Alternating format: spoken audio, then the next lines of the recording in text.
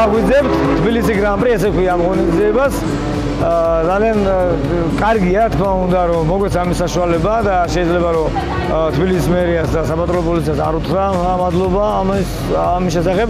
თბილისი სიმბოლურია, რომ თბილისის ავტოკლუბი ატარებს ამ ღონისძიებას და საავტომობილო ფედერაცია, რა თქმა უნდა, გვერდში გვიდგას და მინდა აგრეთვე მადლობა უთხრა ყველა იმ სპონსორს, ვინც ფინანსურად დაგვიდგა გვერდში და ამ ღონისძიებას სულის შაბათ. პრინციპში მხოლოდ პროფესიონალებს ვანდეთ რბოლა და მოვალში უკვე გვექნება ინფორმაცია და იმ კორექტირებებს შევიტანოთ თუ რა შეიძლება შევიტანოთ ცვლილება ტრასის მოწყობაში და ვარბოლოთ უკვე არა მარტო ქართველი მრბოლელები, არამედ უცხოელებიც.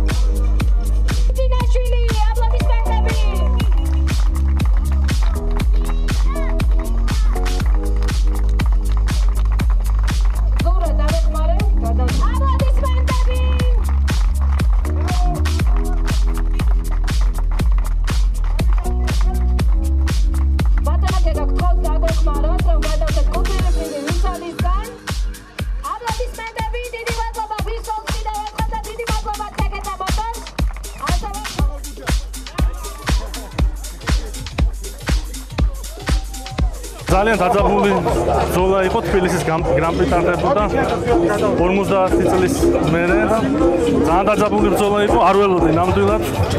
მანქანა მან მიმწყონა და გავიმარჯვე და ძალიან გახარებული ვარ. იმედია ესე გავაგრძელებ.